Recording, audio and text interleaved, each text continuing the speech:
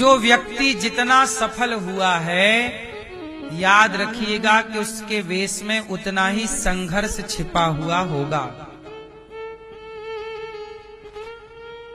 आजकल लोगों को सफल होना है पर संघर्ष नहीं करना। अच्छा एक बात बताओ, पीपल का पेड़, वट वृक्ष का पेड़, वट का वृक्ष पेड़, ये ऊपर दिखते हैं ना, बड़े ऊपर जाते हैं, ये पेड़ बड़े बड़े होते हैं। लेकिन याद रखना, ये पेड़ जितने ऊपर जाते हैं उतने जमीन के भीतर भी जाते हैं, उतने ही गड़ते हैं। जो पेड़ जितना नीचे गड़ेगा वो उतना तूफान हवा सहकर भी जस का तस खड़ा। हाँ, क्योंकि वो ऊपर तो गया है पर वो नीचे भी गया, और जो पेड़ नीचे नहीं गया वो तनक तूफान आ जाए गिर जाता है। इसलिए ऊपर जाने वाले को नीचे गड़ना पड़ता है अपने काम में, अपने जीवन को सफल बनाने के लिए। आजकल कोई गड़ना नहीं चाहता। जितने लोग सफल हुए हैं सबको आप देखिए, सबके पीछे कठिन परिश्रम रहा है। सफलताएं सबने देखी हैं पर सफलताओं के पीछे छिपा हुआ परिश्रम किसी ने नहीं देखी। 7वीं क्लास में मेरी हिंदी की पुस्तिका में एक पाठ था, नींव की ईंट। यह हमने पढ़ा है 7वीं में। आप में से किसी ने पढ़ा है नींव की ईंट? सोचो, मैंने ये 7वीं में पढ़ाई की थी और मुझे अपना विषय आज तक याद है। 6वीं का, 7वीं का, 8वीं का, 9वीं का, सारे सब्जेक्ट मुझे याद है। क्या पाठ था लगभग याद है। और उनका याद भी क्यों है? क्योंकि मैंने उनका सार ग्रहण कर लिया तो याद हो गई चीजें। तो नींव की ईंट एक पाठ था हमारे पुस्तक में, वो पाठ हमें आज तक याद है कि इमारत तो दिखती है पर इमारत में जो पहली ईंट लगाई जाती है वो सारा वजन उसके ऊपर है, सारा भार उसके ऊपर है। इसलिए आप लोग ऊपर जाने से पहले नीचे गड़ना सीखिए, परिश्रम करना सीखिए। आज की दुनिया में कोई तपना नहीं चाहता मैया, परिश्रम नहीं करना चाहता, और कामयाब होना सब चाहते हैं। कुंती बुआ ने जितना संघर्ष किया है, ये संघर्ष की बातें क्यों बताई जाती हैं? ताकि आप जीवन में जरा सा दुख पाकर परेशान ना हो जाए। आजकल समस्या समाज की क्या है? जरा सा दुख आ जाए ना, लोग आत्महत्या कर लेते हैं। नहीं जी, अब नहीं सहा जाएगा, अब हम मर जाएंगे। जबकि कुंती बुआ का संघर्ष सुनाता हूं, सुनिएगा। कुंती बुआ ये जब इनका जन्म हुआ तो कुंती के पिता ने अपनी बेटी का दान कर दिया। इनके कुंती जी के पिता के बेटी नहीं थी, उनका नाम था कुंती भोज। तो इन्होंने अपनी पुत्री का दान कर दिया। कुंती बुआ बचपन में दान हो चुकी हैं। इनका नाम पहले प्रथा था। क्या नाम था कुंती बुआ का? प्रथा। पर कुंती भोज नाम के राजा के पास जाने से इनका नाम पड़ा कुंती। इसलिए भगवान कृष्ण इनको पार्थ कहते हैं। अर्जुन को क्या बोलते हैं? पार्थ। प्रथा के बेटे इसलिए पार्थ। तो कुंती बुआ के पास ना एक बार दुर्वासा जी आए। जब ये छोटी सी थी अपने पिता के यहाँ, पिता मतलब वो पिता जिन्होंने गोद ले लिया था, उनके यहाँ, अच्छा जिन्होंने गोद लिया उनके कोई संतान नहीं थी। समझिएगा, जिन्होंने गोद कुंती बुआ को लिया उनके कोई संतान नहीं थी। पर संयोग देखना कि कुंती बुआ को गोद लेने के कुछ वर्षों के बाद उनके हो गई संतान। तो संतान हो जाने के बाद अब खुद की संतान प्रिय लगने लग गई और कुंती जी के साथ सौतेला व्यवहार चालू हो गया। बचपन से जिस माँ से प्रकट हुई वो माँ का प्यार ना पाया, पिता का प्यार ना मिला।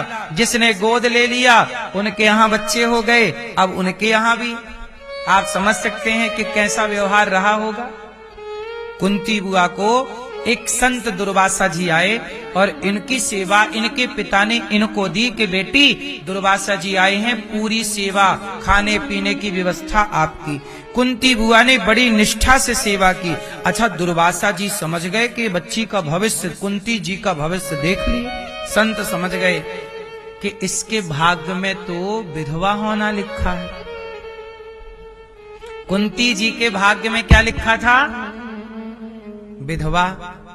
अब जब विधवा लिखा है तो संतान कैसे होगी?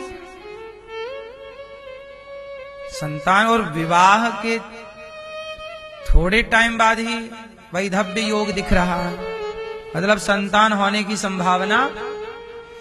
तब संत जी भविष्य को जानकर कि ये बचपन में विधवा हो जाएगी, इसलिए इसके लिए कुछ मैं व्यवस्था कर दूं, तब संत जी ने इन्हें कुछ मंत्र दे दिए। क्या दिए? मंत्र। और मंत्र दिए तो मंत्र ऐसा था कि ये जिन देवता को मंत्र पढ़ेंगी, इसका जप करेंगी, वो देवता आकर इन्हें पुत्र दे करके जाएगा। दुर्वासा जी समझ गए, त्रिकालज्ञ संत है ना। अब कुंती बुआ उस समय थी छोटी सी बच्ची, और बच्चों का दिमाग तो खुरापात होता ही है। तो कुंती बुआ ने सोचा मंत्र से भी कोई बच्चा पैदा हो सकता है। ऐसे ही दे गए बाबा जी, चलो प्रैक्टिकल कर लेते हैं।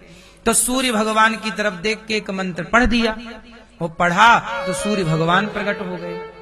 अरे डर गई कुंती बुआ, कहाँ, आप कौन है? मैं सूर्य हूं देवी, तुमने अभी अभी मुझे आवाहन किया है मेरा। महाराज अब जाओ। नहीं, ऐसे नहीं जा सकते, हमारा आना व्यर्थ नहीं हो सकता, हम आपको पुत्र देकर जाएंगे। अब राम राम राम, अभी तो कुंवारी है, अभी तो कुंती बुआ का विवाह भी नहीं हुआ। अब कुंवारे में बच्चा होगा तो समाज क्या बोलेगी? अब तो डर गई। तब सूर्य भगवान ने कहा कि तुम्हें संतान तो होगी, पर तुम कुंवारी ही रहोगी। संतान होने के बाद फिर से तुम कुंवारी हो जाओगी। सूर्य भगवान ने स्पर्श करते ही कुंती बुआ गर्भवती हो गई। और जो पहले पुत्र हुए कुंती बुआ के, वो कर्ण कहलाए। समाज के भय से उन्हें पानी में टोकनी पर रख करके बहाना पड़ा, जिसे राधे ने पकड़ा, और जो बाद में राधे पुत्र कर्ण कहलाए। कौन कहलाए? कर्ण। कुंती बुआ का संघर्ष बता रहा हूं कि इनका विवाह नहीं हुआ और बच्चा हो गया, उसे बहाना पड़ा। अब और सुनो, इनका विवाह हो गया पांडु के साथ। कुंती मैया का विवाह मद्र देश की राजकुमारी को जीत कर ले आए, तो दूसरा विवाह पांडु का हो गया माद्री से। कुंती और जोर से माधवी नहीं, कुंती और माद्री, दो विवाह हो गए। अब दोनों विवाह हुए तो पांडु को लगा चलो ब्याह हुआ तो ऐसा करें कि भीष्म पितामह जी ने कहा पांडु तुम्हारा विवाह हुआ है। उस समय राजा थे पांडु हस्तिनापुर के, तो पांडु का हुआ ब्याह, तो बोले आप विवाह कर चुके हैं, थोड़ा राज्य से दूर रह के गृहस्थ जीवन का आनंद लो। तब तक धृतराष्ट्र को राजा की गद्दी में बिठा दिया, क्योंकि पूरा कार्यभार तो भीष्म पितामह संभाल लेते थे। तो पांडु राजा थे हस्तिनापुर के, रियल राजा। धृतराष्ट्र को राजा नहीं बना सकते थे, क्योंकि अंधा व्यक्ति राजा नहीं हो सकता। अंधा राजा नहीं हो। तो पांडु जी गए तो भाई छोटे भाई की जगह बड़ा भाई बैठ गया, चल भाई मैं यहां बैठ। लेकिन धृतराष्ट्र को वो राजगद्दी इतनी पसंद आ गई कि उन्होंने प्लान किया कि पांडु मर जाए तो मैं, ये देखो अब पांडु के साथ क्या हुआ, वो पत्नी के साथ जंगल गए और वहां पे वो आनंद से रहे। एक दिन क्या हुआ, ये क्षत्रिय तो थे ही, शिकार करने गए तो एक हिरण और एक हिरणी, हिरण और हिरणी, एक्चुअली हुआ क्या था, एक साधु तपस्या कर रहे थे और साधु तपस्या कर रहे थे, वो गृहस्थ संत थे। तभी उनकी पत्नी आई, बोली कि देखो हमें आपके साथ रमण करना है। संत जी ने कहा कि तपस्या का भी टाइम चल रहा है, अभी ना करो। नहीं मानी। तो वो संत जो थे, वो संत सब रूप बनाने की सामर्थ्य थी, तो दोनों पति पत्नी हिरण और हिरणी हो गए। और हिरण और हिरणी दोनों काम वासना में डूब गए और दोनों संबंध बनाने लग गए, क्रीड़ा करने लग गए, रमण करने लग गए। उसी समय पांडु आए और पांडु ने हिरण को मारा। और जब मारा उस समय हिरण हिरणी के साथ रमण कर रहा था, उस क्रिया के टाइम मार दिया। और जब मार दिया तो हिरण तो कोई हिरण था नहीं, साधु थे। साधु जी ने शाप दे दिया, राजा तू जंगल में बेवजह मूक जानवरों का शिकार करता है, और शिकार करते समय भी तूने तब मारा जब मैं अपनी पत्नी के साथ रमण कर रहा था। जा, मैं तुझे शाप देता हूं, जब तू अपनी पत्नी को काम भाव से स्पर्श करेगा तेरी मृत्यु हो जाएगी। तूने मुझे मारा जैसे को तैसा, मैं अपनी पत्नी से कामना पूरी कर नहीं पाया और तू मार डाला मुझे। जा, तू भी काम के वेग में जब आएगा तो मारा जाएगा, पत्नी का स्पर्श करेगा तो। अब लो भैया, पांडु की अभी अभी शादी हुई है और अभी अभी शाप लग गया। शाप क्या लगा कि आप अपनी पत्नी को स्पर्श नहीं कर सकते, करोगे तो मर जाओगे। जब स्पर्श करोगे ही नहीं तो संतान कैसे होगी। अब तो लो पांडु संतों की तरह रहने लग गए, पत्नी से विरक्ति आ गई, क्योंकि स्पर्श करेंगे तो मारे जाएंगे। एक दिन क्या हुआ कि माद्री स्नान के बाद अपने कपड़े बदल रही थी कि माद्री को देख करके पांडु के अंदर काम जाग गया और ये कामांध हो गए। काम से अंधे को कामांध कहते हैं।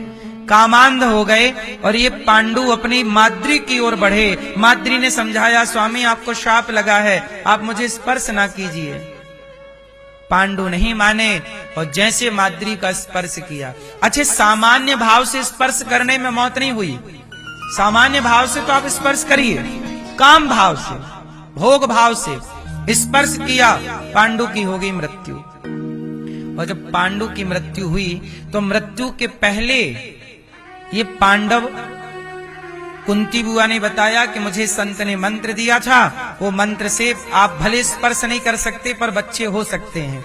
तो फिर 5 बच्चे हुए, 3 कुंती के और 2 माद्री के। माद्री के नकुल सहदेव और कुंती के 3 हुए, धर्मराज युधिष्ठिर और भीम भैया और अर्जुन।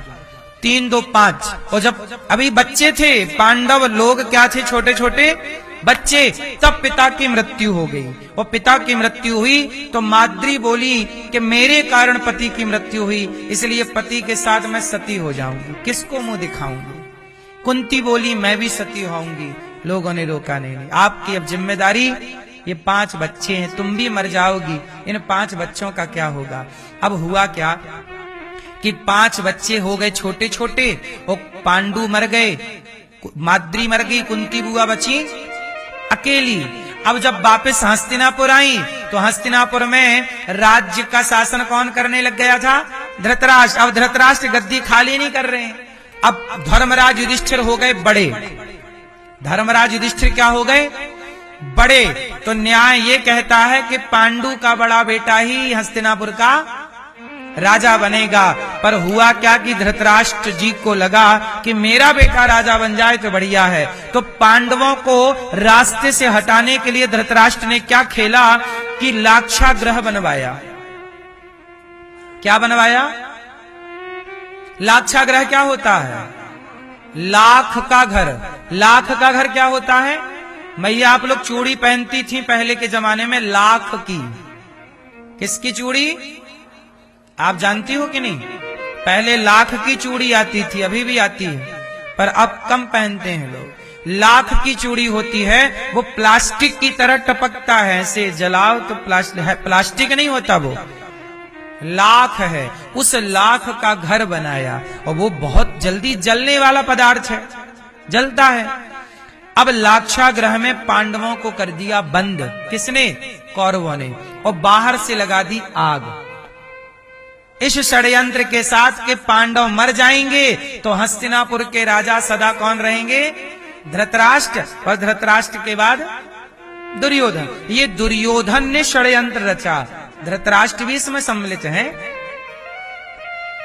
और मार डालने का एक प्रयास किया, लेकिन विदुर जी समझ गए और विदुर जी ने नीचे खुदाई की और जहां पांडव रुके थे वहां सुरंग बनाई और बाहर से घर जलता रहा और नीचे से सुरंग से पांडव बाहर आए।